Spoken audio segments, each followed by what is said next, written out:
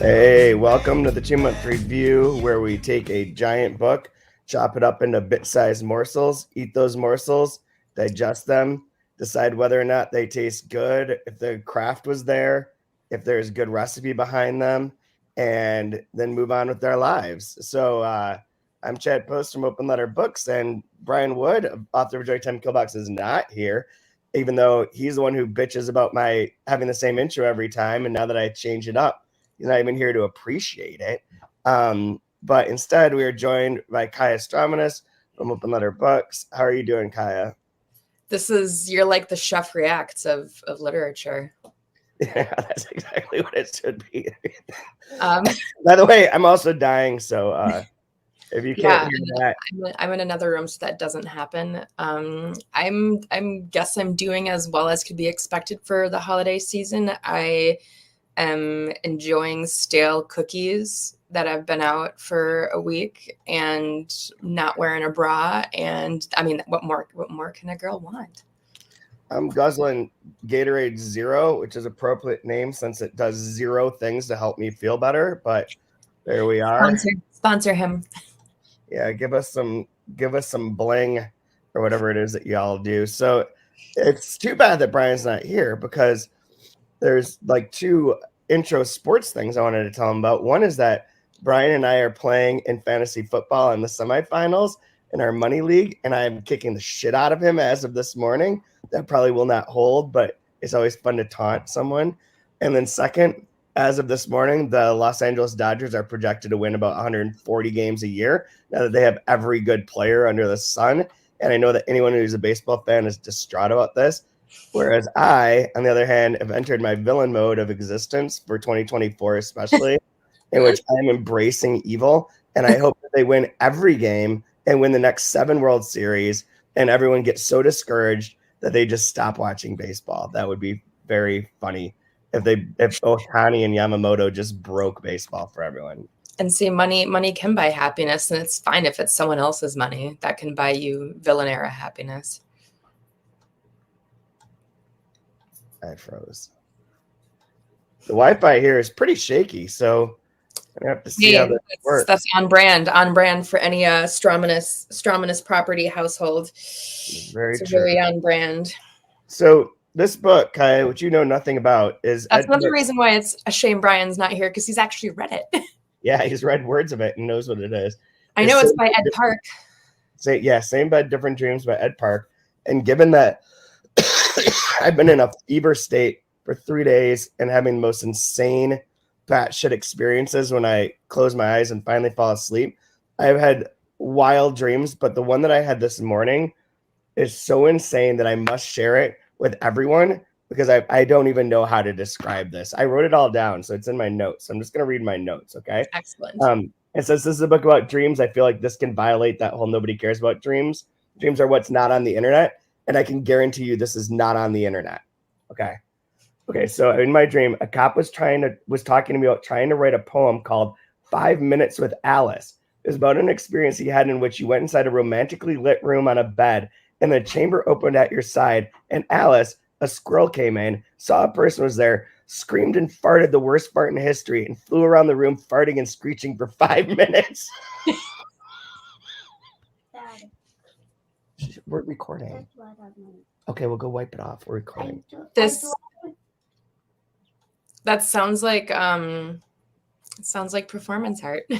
It's pretty wild. I didn't see it. He just described it in detail.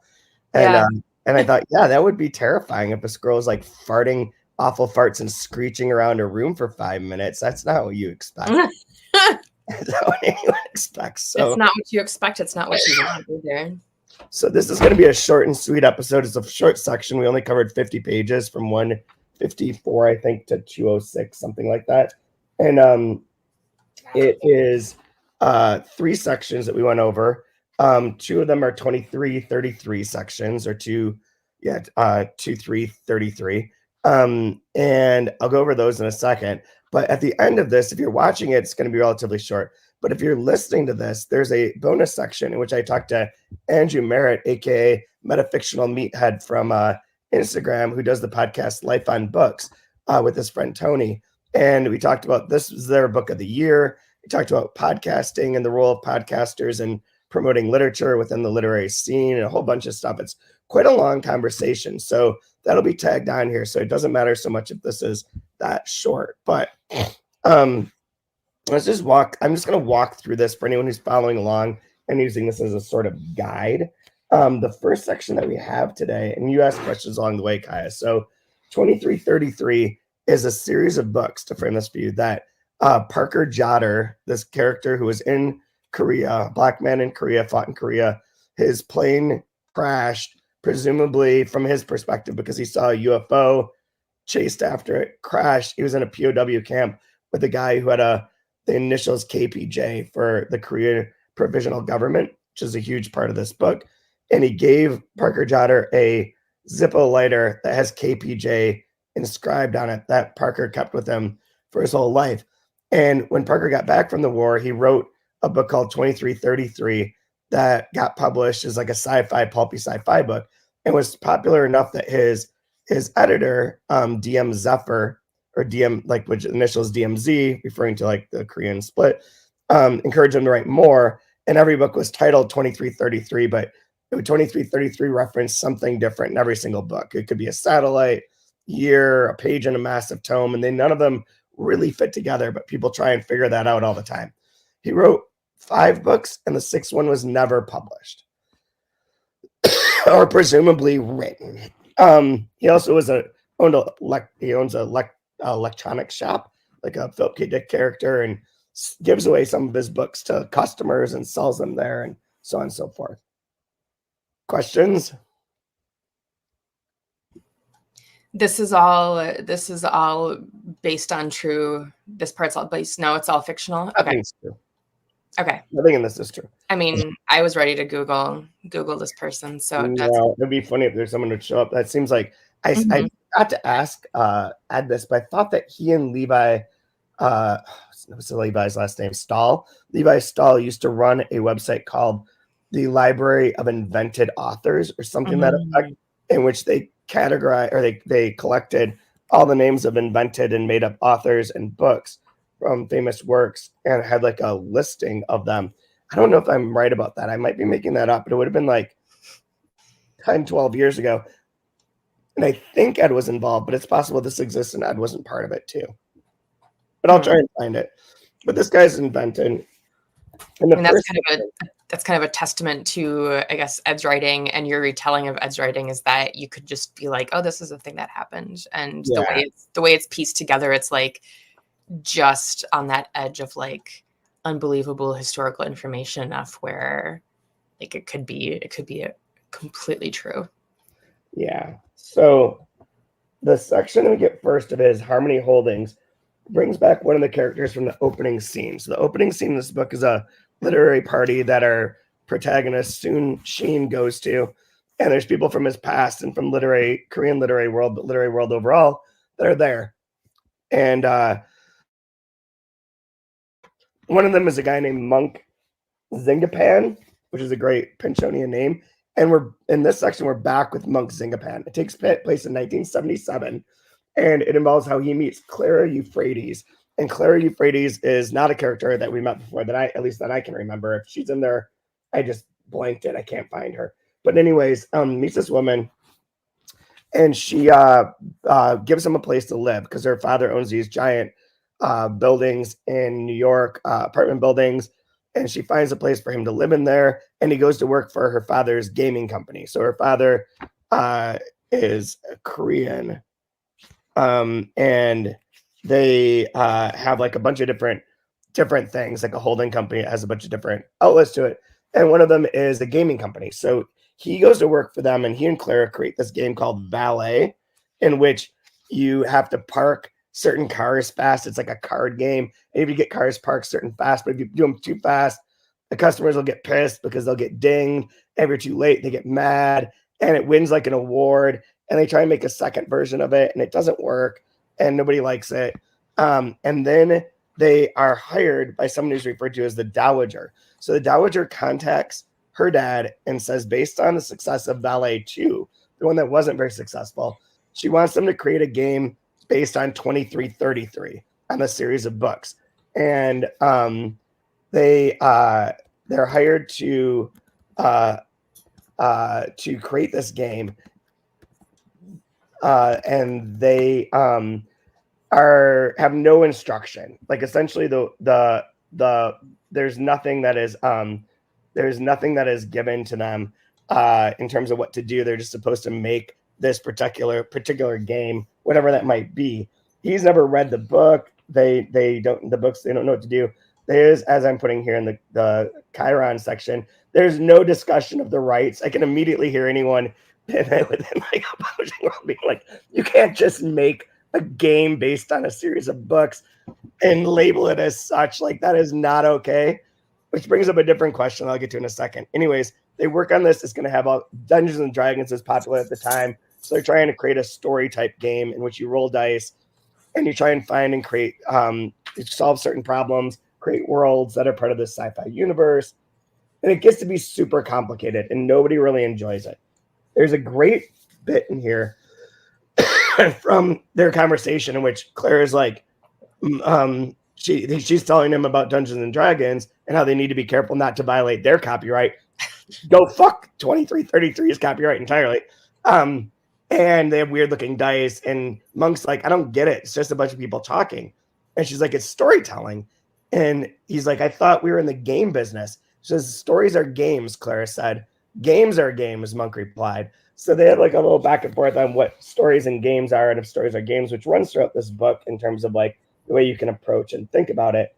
But before I go out with that, which open letter books would make for good D&D sort of games? Party Headquarters. Oh, that's interesting. Death in Spring was my first one. Death in Spring, Party Headquarters for sure. I can't think of a single book that they publish. Zone. Although not the Phrase-On books, that wouldn't work. That would be Private Lives of Trees a little bit, but that's more of like a sit around. Yeah. Waiting.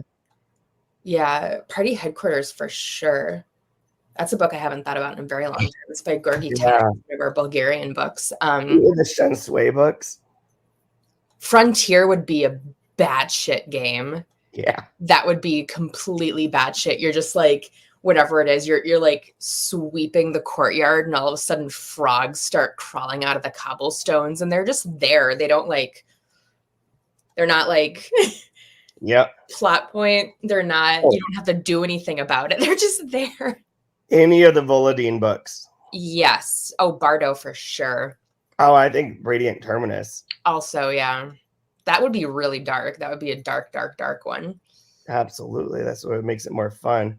So, what about all of these books sort of seem like the Bardo especially kind of seems like the what is it called? The unnamed goose game where you just like walk around and wreak havoc. Yeah. Well, Island of Point Nemo.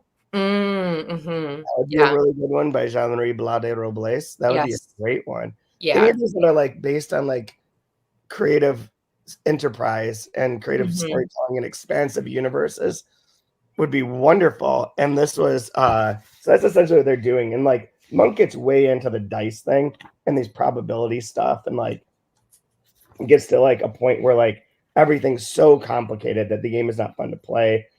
And then one guy comes along and is like, you know what, I can just put this in a computer. So this computer thing is interesting because computers run throughout the book too. Soon-Shin works for oh God, what's the name of it? I'm blanking out.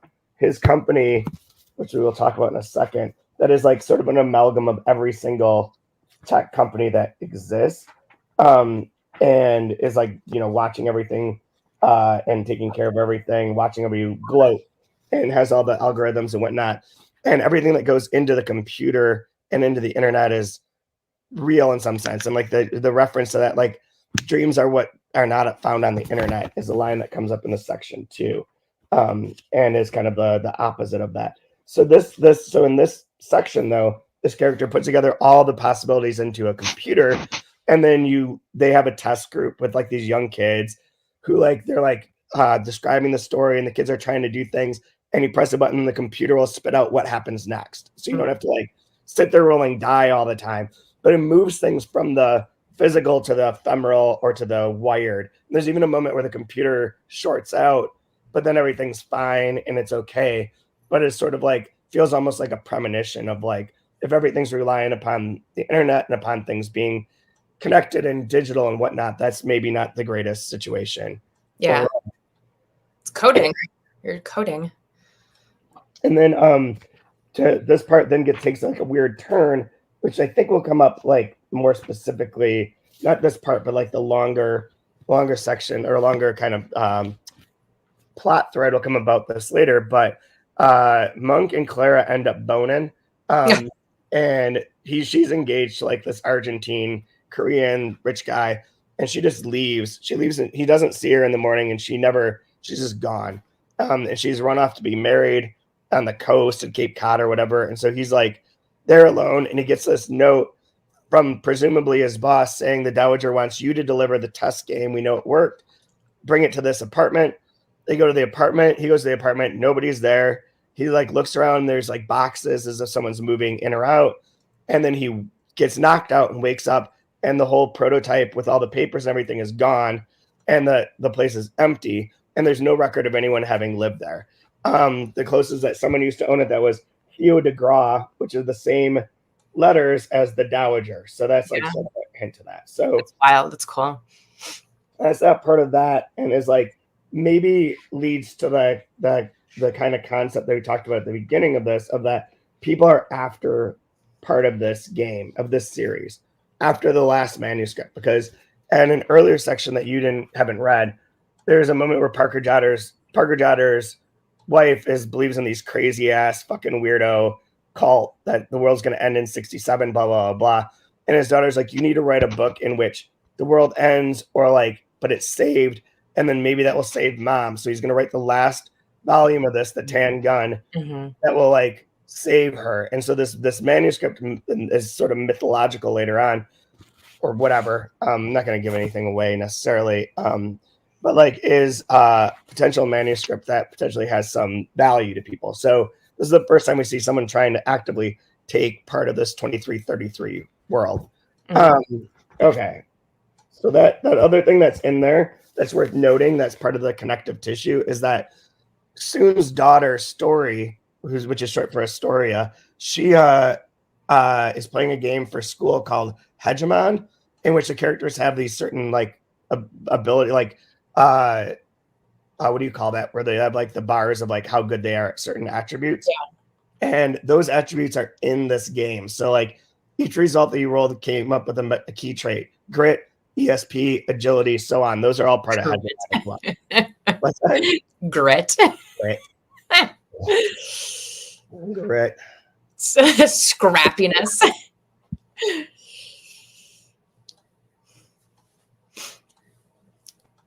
Yeah, good times.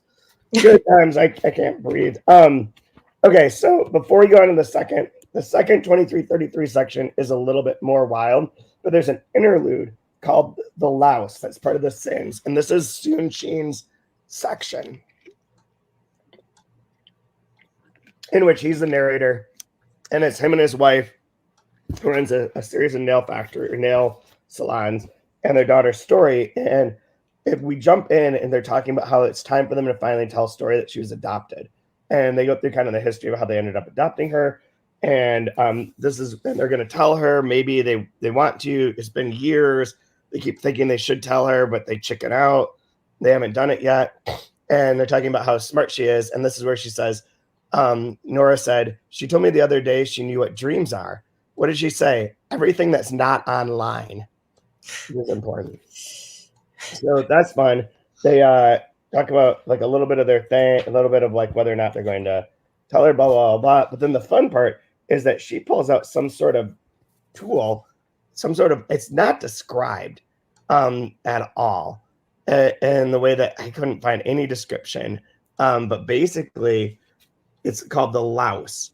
And the louse is some sort of object in which, so this is the big description of it. She gets this at her nail salon, and she's like, we need to play with this. And she's like, is it, what is it? And he said, then I felt something warm and silky making a slow, soft journey down my chest. but Nora was facing away from me in the ink black room. We weren't touching. In the silence, I could hear the humming from the other room, the 3D printer weaving stories, enigmatic game pieces. Ah, I said, oh? Hi, Nora said, looking over her shoulder in what I took to be oblique foreplay. Do you like it? I think so. What is it? The mystery sensation now felt different, stretched thin, smooth yet clingy. It kept moving, massaging as it went. A new T-O-Y. How does it W-O-R-K? We were spelling things out the way we used to do before Story could read. We wanted certain pieces of information to elude her. Don't T-H-I-N-K about it. Okay. I put my hands in her hair as the device changed shape again, purring as it burrowed between us. It's called the louse, she said. There was some grappling. The louse started moving in a different way. Nora and I were connected yet apart. Do you like it? Smile slowly. Sometimes we spoke as though reading closed caption stage directions, blah, blah, blah. How about, she said, clicking a small remote on her wrist, this. Sighs happily. And now? Gasped audibly. The shape kept changing. The louse seemed to gain mass as it made circling motions, humming gently. So there's some sort of fucking weird ass like sex toy. It sounds like one of those EMS like body vibrator or massagers. But the fact that it's called the louse really unsettles me because it just it's burrowing. Lice burrow. I mean, I assume it's burrowing down there, if you know what I'm saying too. Like it starts on his chest. Like went down his chest. But yeah, it sounds like a full body experience, like foreplay, but like a sex toy for foreplay. So weird. So that's the most it's described. And then say that you like it. Not as vigorously. Say it. I like the louse. Say you love it. I love the louse. Louder. She put her hand on my mouth, rubbing the stubble above my lip. I love the louse. I breathed through her fingers. But what is it? A shipment arrived at the store a while back. These plain cardboard boxes that came with an order of small snail masks. I had no idea what they were. I kept throwing them out. Then Kiko told me that what they were for. There's just someone there. You're able to. I love the louse.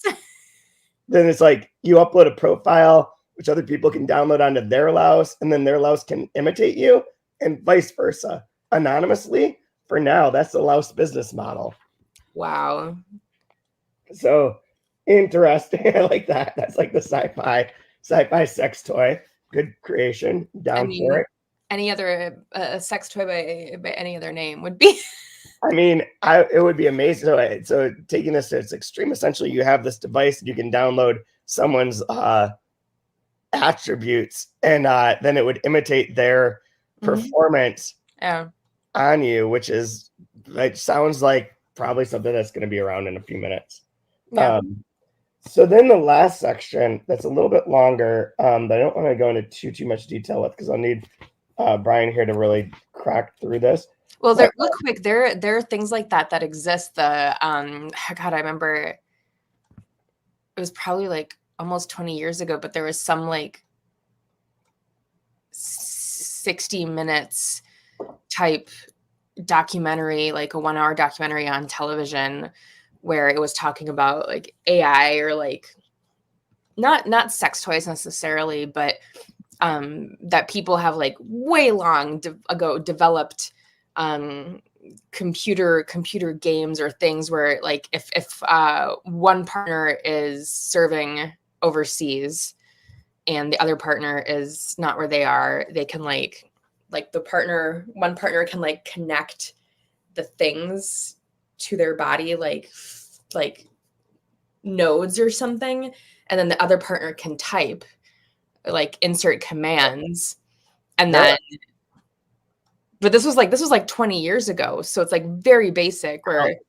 I don't think that's nearly as advanced as some of the stuff that's in my secret drawer. But there's things. No. Well, your secret drawer isn't 20 years old, so no. But like, there are so many things you can do on your phone that interact with objects. Yeah, but I'm just saying, you're like, oh, this sounds like something someone will develop in a minute. It's like that's this seems more like autonomous. Fucking louse. Ugh. I'm there for it. So the last section is Man in Korean Costume, 1985 through 1980. The numbers are specifically backwards there. And it starts with a letter to Tina from DM Zephyr, in which we find out, so Tina is Parker Jotter's daughter. And Parker, I believe, has passed away. And she's writing to her daughter and is like explaining, like, I never got in touch with him. I don't know where he went. But then he was skimming. No, he's still alive, I guess. I think. God, I'm blanking out now. My brain is not working. Oh yeah, he's alive. So he's alive, but she's writing to Tina because she read a thing in the Boston Herald that there was a guy in Buffalo that went around shooting black people and then tries to stab Parker and hits his Zippo lighter and he lives.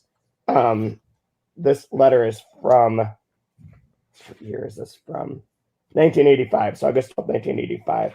So she writes to Tina and says all these things about who she is. She's like, I don't think he knew that I was black or a woman. He just refers to the editor as DM Zephyr all the time and never acknowledges that. And I think even in his section, he does use he as the pronoun, but it's Dorothy or dot M Zephyr, so DM Zephyr. And then so she's written this letter and she's like, here's some pages I found. He had sent something to her at her old office. She works for a new publishing company that doesn't do those sort of books. It came to her. It's kind of it's a diary of when he's in the medical center after recovering from being stabbed, and he his hand is all fucked up, and he's trying to write. And one of there's two doctors are Dr. Sorrow, who doesn't want him to do anything and to recover, and then Dr. Sin, who wants him to wild word, where he just makes up things and writes continually. So he's writing like a diary of different stuff that's in here about his UFO experience, about any sorts of things, about wanting to read how Dr. Sin wants to read his books. Turns out that his Dr. Sin's son has read his books and is excited about them, so on and so forth. Goes on with that for a while, and then talks about the people who help him. And then let me see if there's anything else that's really key for this, because I'm losing my voice really quickly. Talking about making up the names, and this is the part that's important. So he tells them that he invented the name for the Buffalo Sabres, that there was a contest when the Sabres were becoming a hockey team. They wanted to name them, and a Sabre was the plane that he flew in Korea, and the Sabre is also a blade. And since they're skating, he's like recommended the Sabres, which then becomes the name of the team. And there's a funny bit where they're like, Sabres skate to a 2-2 tie. I read aloud, don't you love how they use that verb, Doc? Skate. Like the boys went out and did a few figure eights and came in for hot chocolate. And then it references that the book that Dr. Sin's son read was called 2333, The Louse. So, and it turns out that they had crossed paths earlier in a sequence that we saw. So he has written all this stuff, and we'll break this down in later sections when we get more into his history and into his past. I don't think I could do much more without really tearing myself up. So do you have any questions about that section before I do like a line of the week? I do. So does it explain why it's called 2333? Oh, that's in an earlier section. So he just said he chose it as a random sci-fi sounding number. And then his daughter's like, no, that's mom's birthday. It's February 3rd, 1933. Because I mean, when you say it 2333, it sounds like 2666. It is supposed to be. It is? Okay. Yeah, I talked about that on the first podcast, which you listened to. Yeah. Yeah, so he does. I did find the part where he says, truth is, I didn't mean to use it in every book. They're asking about why he chose that title. Why do all the stories take place in the future? I explained how the number meant different things in different books. And when it's the time of day a crime takes place, military time, 2333. 11:33 at night, he made a note. But why that specific number? Truth is, I didn't mean to use it in every book, but the editor at Neutron, a fellow named Zephyr, liked it in the title, so I found fresh ways to use it after that. That's where we now know that that's not a male, it's a female. Yeah. And it talks a little bit about being in, recovering in Tokyo, how he like got out of the war and like what went on there.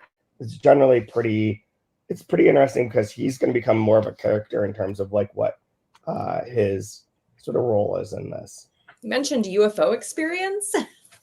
Yeah, he sees a UFO in Korea and follows it, and that's when he crashes and gets Okay. the beginning. I want to read this book, Chad. Well, you can. So I guess here's my line of the week. This one's like obtuse compared to usually the ones that I choose. No, actually, I'll choose two. This one's more obtuse, but he's talking about reading the book, one of the books, The Return to Taisan, which is one of the famous 2333 books that made him popular. And he's talking about how this guy gets assassinated after a long trek from Taisan's wintry atmosphere to its sultry side. His spirit imparts to his followers a riddle. Did the straight line kill the circle? To which one of them answers, dreams are the only reality. And that did the straight line kill the circle shows up in the very beginning of this book as a reference from the mysterious writer Echo, whose book on the Korean provisional government we are reading at points in time. And my other line of the week is when he's reading 2333 Return to Taisan, ! He says the book was from 1963, but it was science fiction, so it hadn't dated much. It was just as good as the day it came out. The least believable part was that everyone used the metric system. So for next week, say you like the louse. I love the. I would lie in bed with the louse for innumerable hours, and if anyone wants to judge me for that, go right the fuck ahead. I have no shame. I'm there for it. You give me a louse for Christmas, and I'm gonna be a happy man in 2024. My villain era will be complete. Tomorrow, for next Thursday, we're going up through 256. We'll know the outcome of my fantasy battle with Brian, so we can banter about that. He should be back. Hopefully, I'll be alive still. If not, so long. Farewell. It's been a good run. Thanks for all the fish. What's that? Thanks for all the fish. So yeah. And till then, rate, review, listen to Andrew. We'll be on in 2 seconds. We'll be back with him to talk about podcasting and his interview and meeting with Ed Park. Say what you really mean. Take it softer. I looked you in your eyes. It was over. 'Cause when I really needed you the most, yeah, you were gone then that summer. But I can't be there, and this ain't by design. I adore you. I really wanna be there.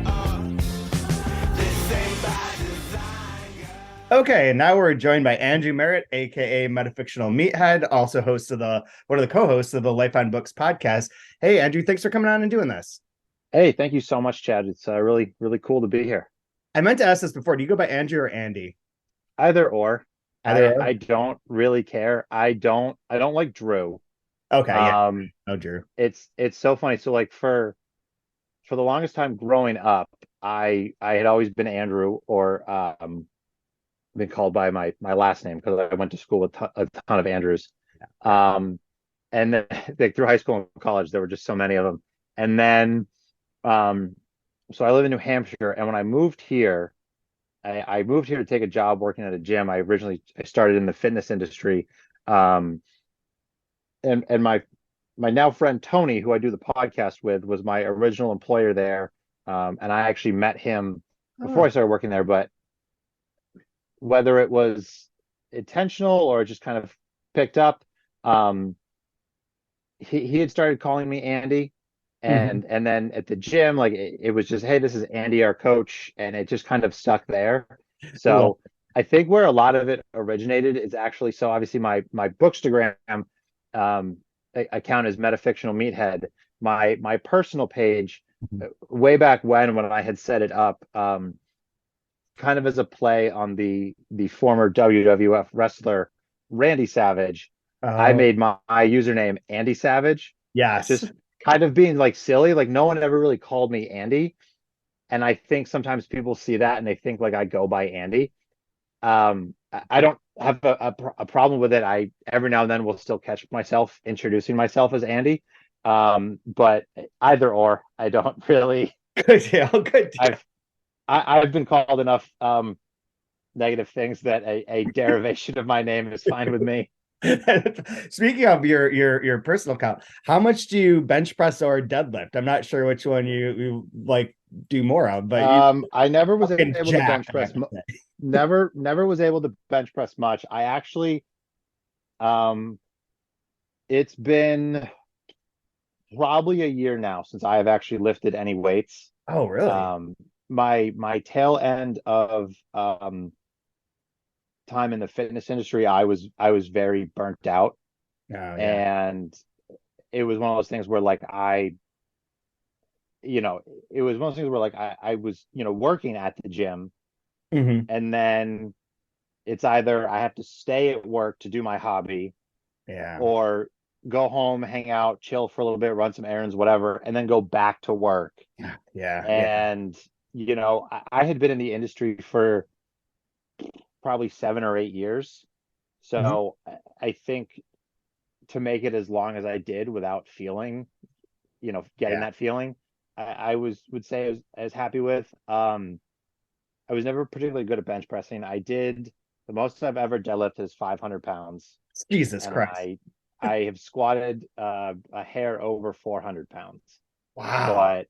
But yeah, I don't really lift weights much anymore. I'm hoping I should probably, I keep threatening to get back to that.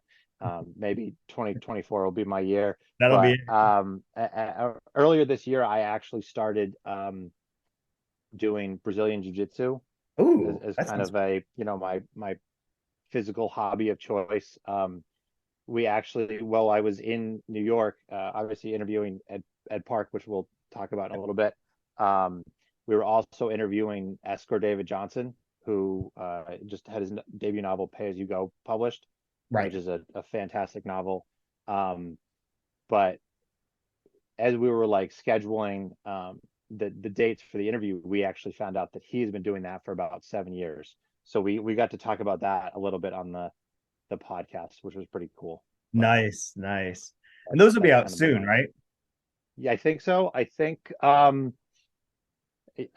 we were probably going to have them out the week after Christmas. Perfect. So I don't really have anything to do with the editing side of things. Oh, okay, got it. I'm very fortunate. So Tony, my co-host, Hmm. I guess I actually, if you want to get technical with it, I'm more of the co-host. Right. It's so his day job is he runs a production company. He helps with like marketing, filming commercials and ads, and helps a lot of like local businesses do social media stuff. Hmm. So, which is why if you follow his page, his content is so good Yeah, I because was, yeah, he does that professionally. got it. That makes So sense then. that helps him a lot. So he's got all of the equipment, the video and the audio and video visual equipment. He does all the filming. We record the audio on his stuff, and then he handles the editing. So Beautiful. um, obviously these two interviews we're really excited about, and they were both really great conversations. So we're gonna get those out soon, but that's all his Awesome. department. That totally So makes sense. And that explains why they are so. I'm like, we don't do a lot of editing with anything. We just yeah, like roll with it. I'm like, yeah. only trying to figure out how to even make like a clip on Instagram, and it takes me about 45 minutes. I have no idea how to do anything. So it's pretty cool. Well, so you're in the fitness industry, leave that, but how did you get started in doing the bookstagramming and the podcast? And what was sort of what's your intent behind it? And what are you trying to do with the whole thing? So with we'll start with Bookstagram. I think with that, I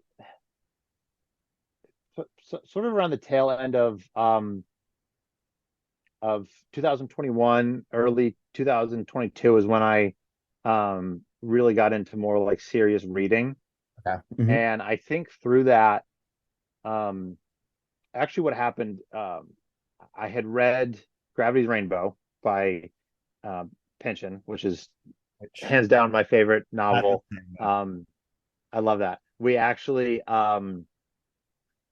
We've kind of turned our podcast into a faux drinking game because we can't seem to go a single episode without mentioning that novel. yep. We actually our interview with Escort was I think our only podcast to date where it didn't come up.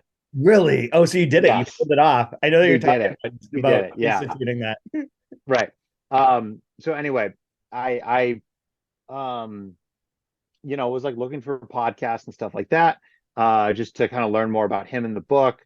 I found one of the Chatting Lit podcasts, one of their episodes, um, when he had Seth from Waste Mailing List and Noah from Everyone Who Reads Must Converse on.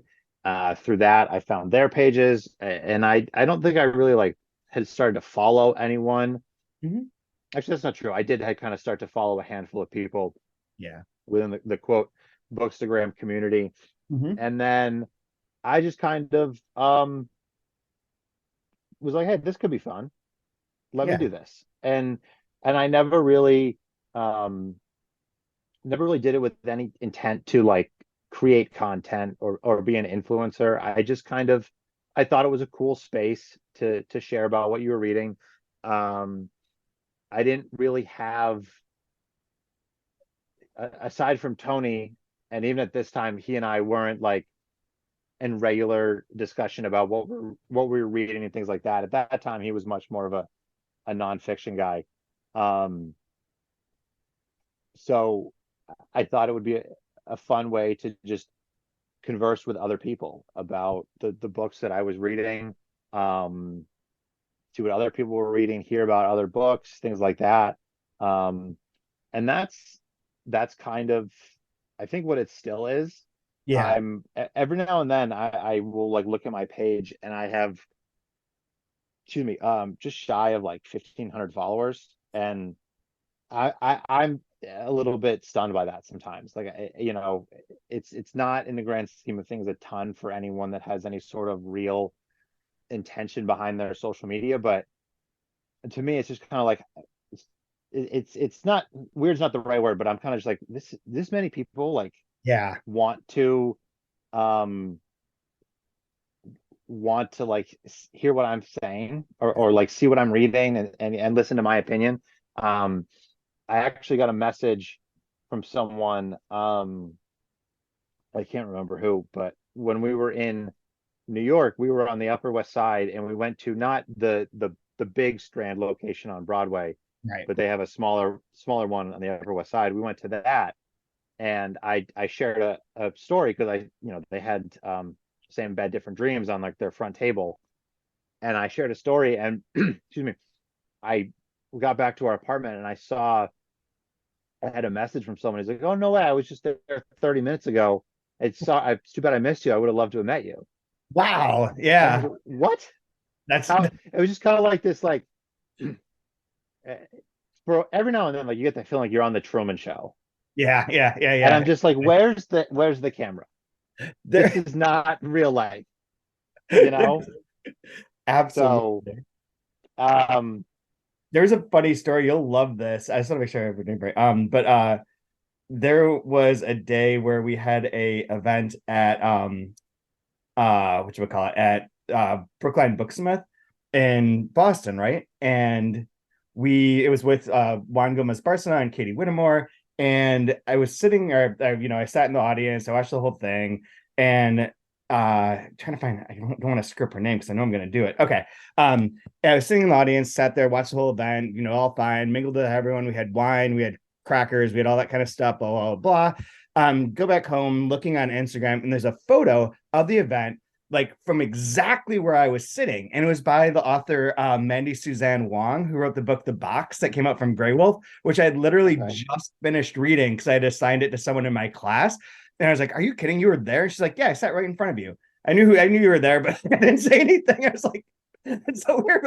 You're literally like, you're on my mind. Like yeah, I just gave your book to Juan, like, and like, and yeah, tell him to read it." So very fun. It's always fun when those kind of like small world coincidences happen, and it does feel like right, artificial, but also very Pinchonian in a lot of ways. yeah, yeah. And I recently got a message from someone at Transit Books, and he was Yeah. telling me that he grew up in the New Hampshire area. I forget, it was in New Hampshire. I forget what part. And we were talking about um, this bookstore that's in New Hampshire that we both frequent. Like I go there. little bit more than he does because he doesn't live in New Hampshire anymore, but he's like, yeah, I still go there every time I'm back in town, and it's just like Oh, that's this great. it's just small world. But It really is. but going back to your original question, I don't think I think that's just kind of been my goal with um my Instagram page is to just kind of talk about books. Um, I at the beginning of this year, I had tried a little bit with some inspiration to Tony to try and get into some more content creation type stuff. I wanted to make kind of do some longer form videos like for YouTube, Right. and that lasted about 2 weeks because I was not very uh, adept at using any of the editing software, filming, things like that. And I was quickly sacrificing all of the time that I had been using for reading to Oh, make content about reading.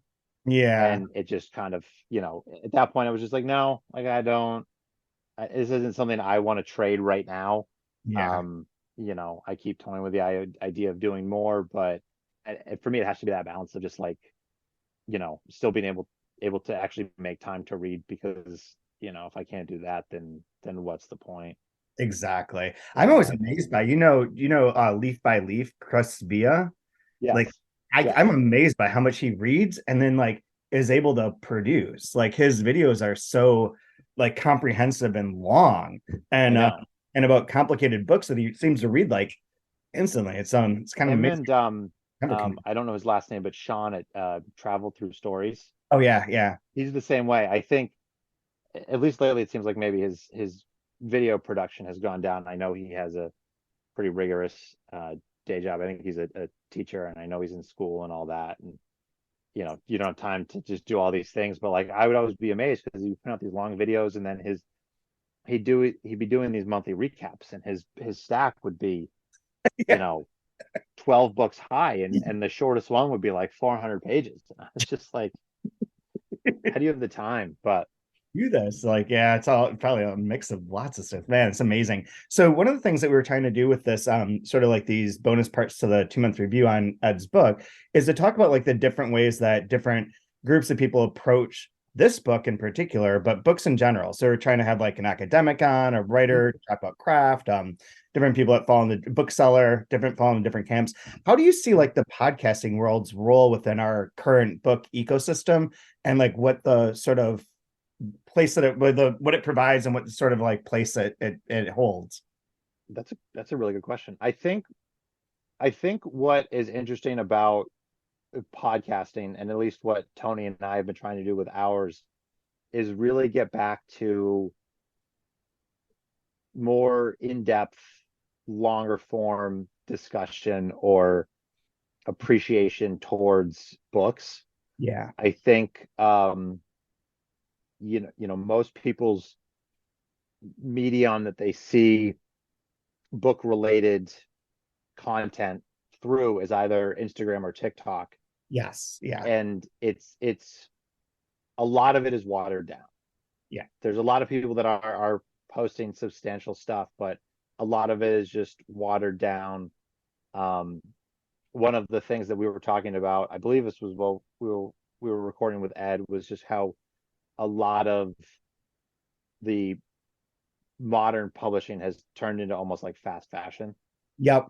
Yeah. How it's just kind of like, let's just get this next book out. Yep. And excuse me, I think if you look at like a lot of maybe more prominent creators, it's there's not a lot of depth to what they're saying Mm-hmm. about the book. I think in some cases the books they're talking about don't really have a lot of depth, but that's a discussion for a different podcast. Um, but I think, like I said, where podcasting fits in, it just gives you a longer form, a chance to really get deep into that discussion. I mean, if you think about it, maybe not everybody, but I'm assuming most people at least if it was, if it was just high school, like took some sort of English class, Mhm. and that was discussion based. At least I know mine were. I'm going to Yeah. assume a lot of other people's were. I know in college the 2 or 3 that I took were mostly discussion based. And unless you are in a book club or have friends that are also avid readers, you don't really have that chance anymore. Yeah, agreed. When does anyone just kind of like casually sit down with a friend and talk about their favorite books in translation? Yep, exactly. And that's an episode Tony and I recently did. I think we're going to probably push that one out a few weeks until after these interviews come out. But like that was the recent one we did, and it just deepening the conversation, I think, is our goal, and I think is what podcasts in general in this book space kind of have the opportunity to do, whether it's about something like I just mentioned, like favorite books in translation, or about a specific book or about a specific author or something like that. Yeah. And I think even sometimes when Tony and I have done like we kind of joke like listicle episodes, we'll do Yeah. our like 5 favorite books from this year or whatever. I think those types of ideas, they're ones that get very popular on your social media platforms because it's very easy to make a 20-second or 60-second or whatever video just kind of being like number 1, Yeah. number 2, and not that there's anything wrong with those types of videos, but I think if you're doing a podcast or even a single person doing a longer YouTube video, you just get to dig a little bit deeper into the discussion of why those books resonated so much, why you would rank them where you do, and then we often go off on tangents, and for the most part, I'd like to think they relate somewhat to the conversation at hand. I'll be like, I read this book and really loved it, and talking about why I liked it, and I'll be like, it reminded me of this author, and Tony has read a lot of that author, and then it goes back and forth, and again, it's just that.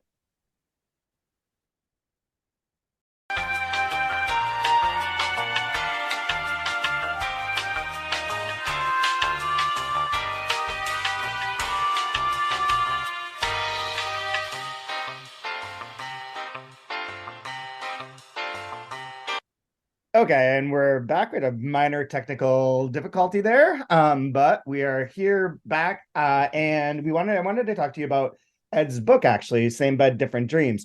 How did you come to find this, and what about it is so appealing to you? Because I know that you guys have made it like one of the best books of the year. I've talked about it a number of times, have a whole episode which I've not listened to because I do not want to spoil my rereading of this. I need to wait until I'm done before I can listen to that one. And more recently went and interviewed him in New York. So yes, I think I just came across it. I had seen a number of people that I follow on Instagram that had gotten early review copies. And they all seemed to be really into it and just speak highly of it. And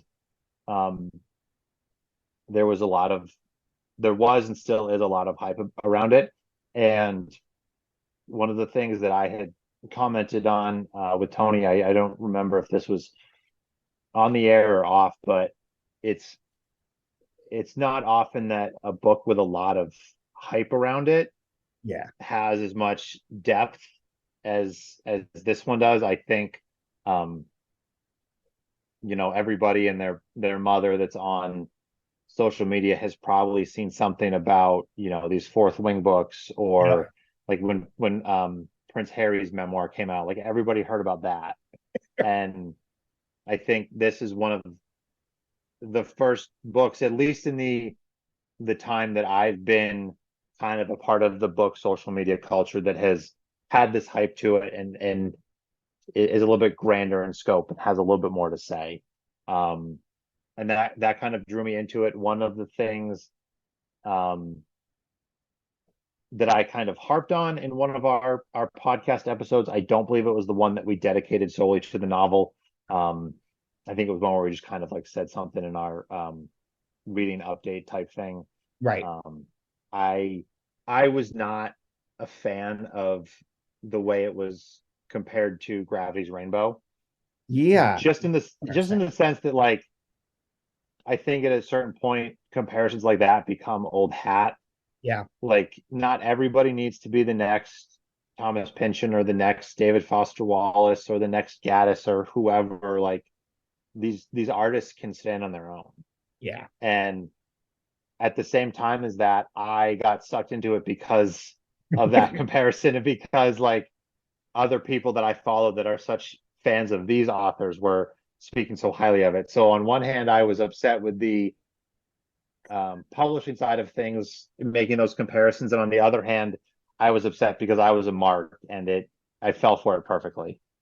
So I know this from Declan Spring, senior editor at New Directions, that James Laughlin never wanted any comparisons on the back of their jacket copy for any of their books that they're coming out with. Wanted no, like, similar to Pynchon or similar to blank or any of that stuff. He wanted it to be like a description of the book on its own without that kind of framework. And yet, like, I'm sure I know I do it, like, all the time on our jacket copy for open letter books. Like, it's hard to, like, avoid, in part because there's so much content, and to try and get something through to that right audience, there has to be some sort of, like, markers. It's like you're damned if you do, damned if you don't sort of situation a lot of times. Right. I think part of it for me, and I said something a little bit along these lines before, or technical difficulties cut us off. At least from my perspective on the outside looking in of the publishing industry, it seems, at least a lot of the major publishing houses, I know I compared it to fast fashion, but it also seems to be this kind of, like, checklist of things. Yes. Like, it's this trope, it's these types of characters, and that's it. And I think that's kind of how I saw it with Same Bed and the comparison to Pynchon. Yeah. It's like, oh, it's got a secret government, characters a little bit paranoid, it speculates about history. It's Gravity's Rainbow. Right. Exactly. And I thought, I said this again, I know I said it just kind of posting on Instagram. I'm sure I've said it on the air. I thought it actually was much more comparable to Don DeLillo's Libra. Right. And the way that takes real historical events. Yep. And, there's nothing anachronistic about it. It just kind of takes these real things that happened and kind of fills a narrative gap. Yes. In between. And it both kind of structurally with the narrative, and then thematically, it talks about what history is. Yeah. Yep. And I think I've said it a few times, I think that's a big part of what Ed's book is about, is what is history. Yes. And I think, unfortunately, if you put a comparison to Libra on the cover, it probably doesn't sell as well, which is a shame, because that's a great novel, but only a handful of people are going to pick up on that, versus, even people that haven't read Gravity's Rainbow are going to be like, oh, if they've heard of it and they see the comparison, they're going to be like, oh man, that's very true and very interesting. Yeah, I love that. For the section we went over last week, the multiple choice part, what is history? D, a record of pain, which is still my favorite. But that resonating line of, like, what is history and how it is constructed is really very much like Libra, and it is throughout this book. You're right. That's a better comparison overall, and very interesting on how DeLillo's, like, fan base and attention has sort of changed over the past 20 years since Underworld came out, and sort of. And like that, I know his most recent book, is it called The Silence, which I haven't read, but it's that slender one. Yeah, I haven't read it either. I've only read kind of his, I guess you would call the core four: Underworld, Libra, Mao, and White Noise. Yep, same. Oh, I've read those. I've read a bunch of others, but those are truly the best ones. So, yeah, absolutely. I think it's really interesting what you were saying too before we got cut off, of the way that, like, podcasts and this sort of world exists to allow you to chat with people in depth about these books, rather than, like, the pure sort of listicle form, which I don't know if Ed brought this up when you talked to him, but when I talked to him when he was on campus at Rochester, he was talking about how when Personal Days came out, there was so many reviews written about the book, but then when this came out, there were only a handful, and most of the ones outside of the big three were just like, top X books to read in this month, books to do this. And that's become like something I've harped on for God knows how many years, and through the blog and through other podcasts, about like how frustrating I find that, because it never takes, it's usually anticipatory. Frequently those books like aren't the best ones of that month so much as like, and I even know if the creators think that at the end. It's just like, we have to put forth like what's coming next. And it's what you say, like fast fashion and fast like moving, the pace never stops. We never like dally on these things or have a conversation with them. And I think that that's what you guys do, and what this whole kind of the podcasting bookstagram community is much more about, like letting the books percolate, letting them be talked about, not having to like rush through to like the next X, Y, or Z, and providing something that's pretty evergreen that people can go back to any point in time and listen to, even if they're not reading the book. They haven't read the book yet, they can always go back and listen to that episode later. And it fills a different role to me than like written criticism does. Like written criticism has to like do certain things. I think podcasting is more like a book club or a conversation, and less of like a true like, here's how I'm breaking this down. But there's no question there, I guess. It was just like a long bit. But yeah, no, that's okay. I did that so many times when we were sitting down with Ed. I was just kind of like talking about something about the book that I really loved or appreciated or whatever about it, and then I just kind of would get to the end and think, oh damn it, I didn't ask a question. And thankfully Ed is just so wonderful, he kind of picked it up and ran with it. So that's what I was going to ask you, and we can just sort of like wrap up with this too, is like, what was it like meeting with Ed after you didn't know him before this at all, right? I not deeply. I think I had told you I met him at one of his book reading events, and that was a very quick kind of short conversation. Just a fourth person in line to get my copy signed, and there's a whole queue of people behind me. I was like, I could just sit here and talk to you all night, but like I don't want to be that guy like holding up the line. Yeah. So, but he was really, really great there. Just sit down with him and chat a little bit more at length about the book. So he's just thoughtful. He's so thoughtful, and like the thing I love about this, I'm glad people have like caught on to. Oh, one thing I was going to say about that too, when you were talking about the references and the pinch and stuff, I got the copy at Winter Institute and had nothing. There's nothing on it. Like it's just a blank. The gallery's just like a cover. There's no real description. I think there is. I don't have it with me, but I think there is like maybe inside like some sort of summary. Oh, really? But there's no blurbs yet or anything. It was like, you must have like an early proof, because mine has the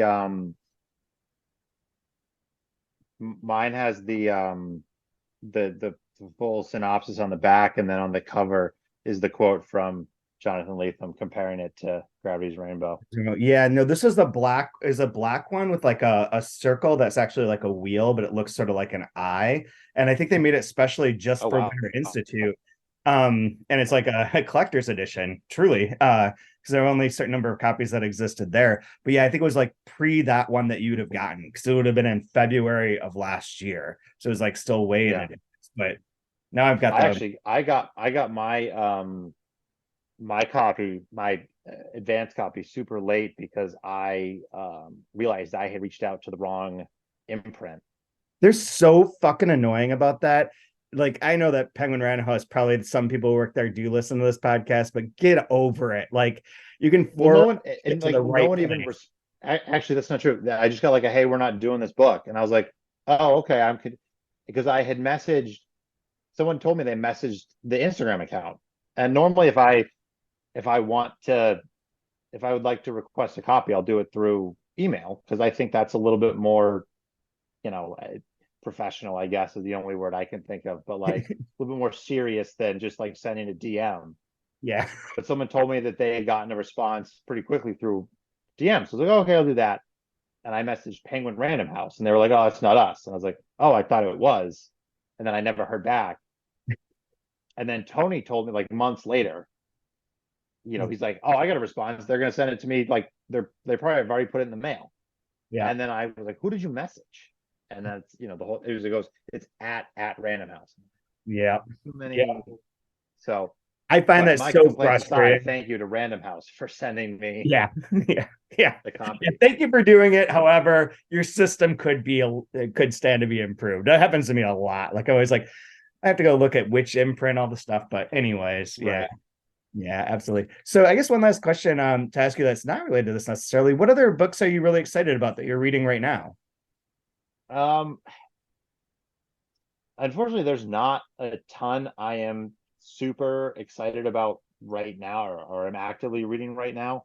I recently, like just a week or so ago, finished JR, Ah, yes. and I'm sure you're all too familiar with this feeling of finishing a great book and being kind of hungover Yep. and not really having much interest in anything else. Yep. And I foolishly, when I was probably about halfway, or sorry, cat is knocking stuff off the table. Foolishly, when I was about 2/3 or halfway or 2/3 of the way through JR, and I typically read more than one book at once, just so I can, if something's one of them's a little bit easier than the other, if I don't have the bandwidth, I can pick up that. But I foolishly tried to start both Wolf Hunt by Avalio Petrov and Summa Chaotica by Ventura Emetlier, I think is how you pronounce his last name. It's from the Fuma de Stampa. I probably mispronounced that too, but That's right. I tried to start both of those kind of on like back-to-back nights. So I had been reading them and enjoying them. And then as I just got a little bit deeper into JR, it just swept me away and took all of my attention.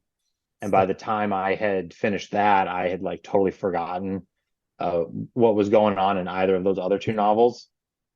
And I knew, I think I finished JR like Wednesday or Thursday last week. And I knew that I wasn't going to have much time to read the end of that week. And then we'd be in New York over the weekend. And I was kind of assuming that I wouldn't have much time to read then.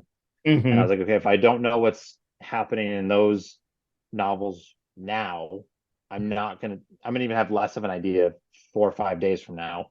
And so I just kind of put them back on the shelf for another time when I have the bandwidth. But I've been picking at Clarice Lispector's Too Much of Life. Oh yeah. That's kind of been my like, I have 10 minutes to kill. Yeah.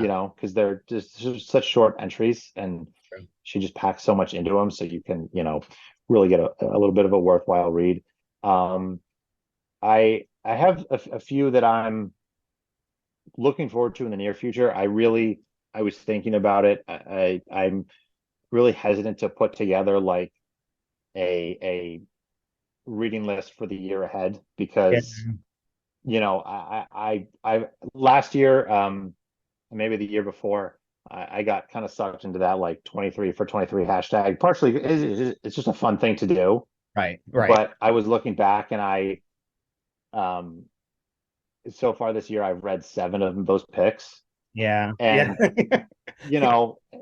there's just I part of me hates that like every aspect of reading is kind of turned into a term. But like, I guess if you were going to classify me as anything, you would call me a mood reader. Right. And so, I have things on my shelf that I'll, my squirrel brain will kind of see while I'm reading and be like, oh, I should read that, or, I'll get something in the mail or whatever. But I guess a few that I'm really looking forward to. I'm really looking forward to reading Against the Day by Pynchon. Yep. That is the only Pynchon novel left that I haven't read. So I'm ready to finish that a couple of years ago, that exact thing. Yeah, the corpus as a whole. I would really like to read Septology by Jan Fosse. I just got that in the mail. I'm really excited about that. I've read a couple of his shorter books, and they did enough to scratch the itch, but they weren't as compelling as I wanted them to be. So I'm definitely looking forward to reading, a big book from him. I just got a copy of The Logos by Mark De Silva. God, I have that book on my shelf and I look at it like so frequently, and I'm like, I'd like to read this, but I do not know if I have the time right now. Yeah, that's So the big. thing. So much of this year, because starting the new job, I had a lot less time during the day to read. I got really sucked into reading shorter novels. Yeah. Which there are a lot of great ones out there, and there were a lot of them that I enjoyed, and then there were other ones where I think I was just kind of reading them to, get the little dopamine hit of hitting finished on Goodreads. Right. So really within the last couple months or so is when I've kind of gotten back into that stride of reading larger, grander works of fiction. So I'm maybe biting off a little bit more than I can chew, but I really am trying to get back to that in the coming year. The only other one that I can think of off the top of my head is Big Bang by David Bowman. Because Ed recommended it. Yes, he brought Same. it up. He brought it up when he was in did his reading at Newton. Oh, I heard him. Yes, I heard him bring it up when he was on your show. Yep. And then I had already ordered my copy by then, but he brought it up again when we interviewed him over the weekend. I love it. But one of the things I because he brought it up when we were on the air, so I had to mention, like, I just bought this copy. But one of the things that really fascinates me, especially with authors whose works I really loved, is reading works that influence them, especially lesser known works, because I said this on the show. I think it's a pretty safe bet that a lot of prominent authors have read at least some of the classics, Dostoevsky, Dickens, Tolstoy, and then Joyce read them, and then Gaddis and Pynchon and DeLillo and all them read Joyce, and then you have these authors and these novels that are a pretty good assumption that your favorite author probably read.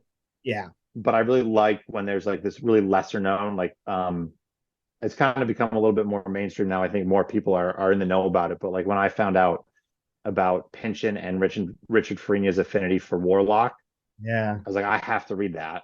Yeah. And now the same thing with Ed. I've just heard him mention it enough times where I was like, okay, he wasn't just kind of saying this once in passing. It definitely had this effect on him. I need to read it. So he is going to alter the sales trajectory for that book single-handedly. Right. So he's going to get all of us are going to be reading it all simultaneously. Yeah. I have a few, after reading JR, so good. That novel just has such an effect on you. Yeah. And there were so many other novels previously that had that effect on me. And I think, aside from Ed's book and a couple others this year, there was one of the more recent ones that I had read in 2023 that really like profoundly affected me. And I kind of, like I was saying earlier, I've just kind of been reading books to like just check them off. And it reminded me how much I missed that feeling. So I might go back and reread some of the books that have given me that feeling in the past, but I'm not going to make any plans around that. But that's just a handful of them. And I've got a library upstairs with, I don't even want to know how many unread books. So God. I'm in River Falls, Wisconsin for like a month essentially. And I think I brought like 22 books that I won't be able to read any of them because I'm like editing and proofing and like there's no time. But like I'm like, oh, if I have a chance, I don't want to like bring the wrong book. I need to have everything so that I can like do whatever's right at the time. But then with JR, one last thing to say, there's one of the things when we did the 2-month review on JR that was really cool is we had the chance to talk to the guy who did the audiobook. And I don't know if you listen to that, but like his audiobook version is wild. Like every character I listened to a part of it and I thought that was really cool. I really struggle with audiobooks. Oh, really? More so because the only time I really have the opportunity to listen to them is when I'm driving to and from work. Yeah. And you know, on a bad day, my commute is 20 minutes. Oh, yeah. Yep. Exactly. Yeah. So it's just like bits and pieces. And if like, you know, I have one morning where I want to listen to, you know, music or a podcast. If I have too many of those in a row or, you know, anything, like I just totally lose the rhythm of it. Yep. I have a much easier time getting back into the actual physical book if I've taken some time off. Right. Or, you know, at least like a day or two. But yeah. It's just not my, you know, preferred medium. I think I aside from something like JR, where I going in, I knew he did different voices for everybody. But I think if I ever get around to listening to audiobooks, I typically say that for like nonfiction, you know, something I'm interested in, but I know I'm not going to make the time to read the actual physical copy. Yep. That's what I do. Like right now, I'm about to finish probably tonight, The Deluge by Stephen Markley. And the only reason I listen to that, I mean, the audiobook does have multiple actors and actresses. So the voices are all varied. So it's kind of easy to like fall into, but also it's 40 fucking hours long. And I've done so much driving back and forth to like here and there. So I was like, oh, I need something that will take me through the sequence of multi-day drives. And that was the one that like worked. But I know exactly what you mean. Like it's so much easier if it's like nonfiction or something that's like that you don't have to like try and envision the text on the page as well. Like I think there's been a few books like Libra was one that was tricky that I'd listened to part of on audiobook and was like, this doesn't work for me. But one of the oh god, what's his name? Will Self books. Because it had like within the paragraph there'd be italics that was like a past thing and then not. Like there's no distinguishing that. So like the audiobook is like pretty much gibberish because it's like I don't know how you even parse this. Like there's no way to understand what's going on. But yeah, I feel it has to be the right thing. It has to be the right thing. But anyways, well, thank you very much for doing this. And everyone needs to check out Life on Books. I'll have a link to it in the show notes and along with following you on Instagram at metafictional.meathead. And like all the posts, listen to the podcast, give them some good ratings. It's really great. It's really fantastic what you guys are doing. Thank you so much for saying that. Thank you for the kind words. You will have to return the favor and come on to our show. And anytime. We would love to have you. I will say in closing, I have just a very, very, very tiny beef with you because prior to listening to the episode, because someone told me that you gave me a shout out on that first episode. Yeah, I realized I knew it was happening. I didn't know that the episodes had started yet. So I was like, okay, I got to get caught up. And that's what spurred me. But on that episode, you mentioned the 30% off sale that Open Letter is having. And I'm not really mad at you. My bank account is mad at you because like it's just I have like a handful of books in my cart and I'm just like sitting there like I want them. Still ongoing. Goes to the end. It goes to the 6th of January, which I realized like I did because internationally, like the day of Epiphany is like more of the day in which presents are given out. You know, not Christmas. Christmas is like the day that the three wise men come and give the gifts. So I put it there, and then I was like, afterwards, I said that, and I was like, oh fuck, January 6th is also the Insurrection Day. I don't know that we want to be tied to like that. I was like, what the fuck? Maybe people will hear this and get confused. Like people will forget that happened and remember it for the Open Letter sale. Exactly, Open Letter sale. Well, I'll send you some books in addition to whatever you order, so don't worry. Oh, you're the best. Yeah, of course, man, not a problem. All right, thank you very much for doing this. Thank you very much, Ted. We'll be back next week. I really wanna be there. This ain't by design, girl.